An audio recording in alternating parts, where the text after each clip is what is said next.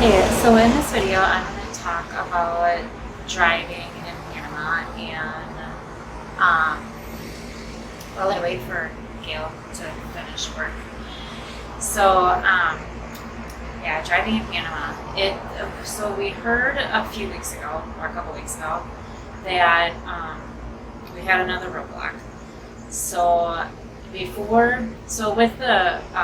with your tourist visa, like anyone can get a tourist visa. You go to the airport and you get a stamp on your passport, and that's your tourist visa. And it's good for, I want to say it was good for 6 months.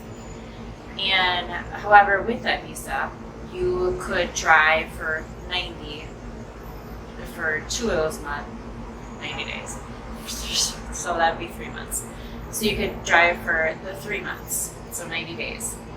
And so we were a little concerned about that to begin with, because we had that trip, because we were going to be here for 2 months, and then we had a trip to Jamaica, and then we were coming back, and we were hoping that 90 days would start over.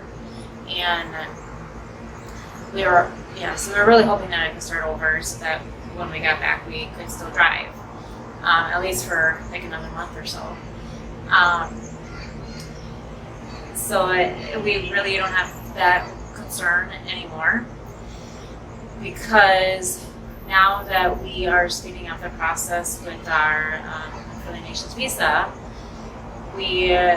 so once you get that visa, guess how many days you can drive for? 0. Absolutely none. So with the temporary visa or the permanent one. So that is kind of a roadblock. So when we come back into Panama for the 2 months, we can't even drive. So there kind of goes out even renting a vehicle, and it's like, because I don't think that they're going to rent to someone who doesn't have a license and is able to drive. So we're not pretty sure what we're going to do about it yet. We did hear that you can, get a driver's license, and we planned on doing that eventually, but it's going to be pushed up, just like the First Nations visa is being pushed up.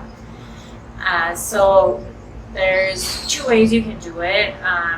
The first way is it's not going to work out. The easiest way is going to one of the government offices, and then I can't remember the name of it, but giving them your driver's license, and then they just give you your Panamanian license. It's kind of easy peasy and good to go. But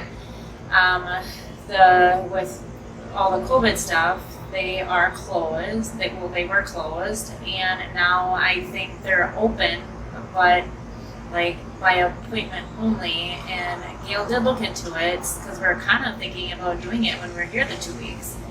But that's not going to happen, because they're by appointment only, and the appointments, he didn't even see anything available. So that wasn't an option. So now we have to go and get our Panama driver's license, and which includes going to actually taking the behind the wheel and the test, the written test. Which just includes about 10 questions. You have, it's just like a normal test, I guess. But hopefully it is in English. We've heard some people had to take it in Spanish. One of the people that we follow on Facebook, Mary, she is amazing with keeping us up to date with all the requirements and everything, because she's a few months ahead of us in this whole process. So if I remember, I'll post a link below to her Facebook groups and her YouTube videos, and she's just amazing. So we probably wouldn't have gotten as far as we have without watching her videos. So yeah, so we have to take the test. We probably won't, we're not going to do it until we come back. So I will keep you up to date on that process, and hopefully we can do it in English. Otherwise, we are going to be studying in Spanish, which we're probably going to do anyway, just to be on the safe side. And having an interpreter there, it's kind of what she said, is it's kind of you only have so many, like a minute to answer each question, which is a lot. However, if you have an interpreter and the interpreter he knows how to read it, but he can't interpret it as fast as you would like, and then you only have so many. Then after he interprets it, then you have so many, seconds to answer the question. Go through like, okay, which one's the answer? To think about it. So, yeah, that's not ideal.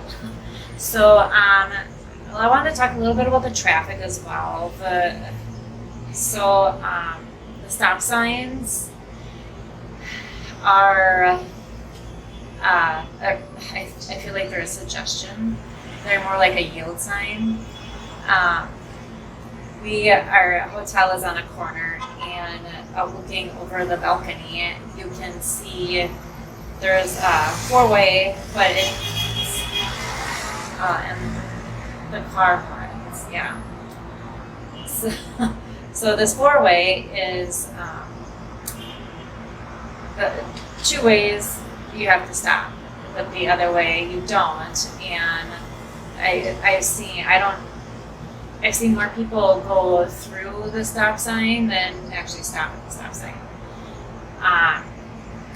The bikes, the motorcycles, there are a lot of them here. A lot of them are they deliver food. I know there's I see a lot of Uber Eats. So a lot of them are delivering food. They will drive on the sidewalks and pretty much wherever they feel like it, in the middle of the road, and I know I kind of expected that because we had seen that in Costa Rica as well. So that wasn't a huge shock, but driving on the sidewalks and stuff, I don't know. So yeah, and so the horns, everyone honks at everybody, and you get honked at by cabbies all the time. They're just wondering if you need a ride, letting you know that they're there. So a lot of horn honking and all of that. I'm gonna do a little video here of this intersection that we are next to, and so you can see what the roads are like.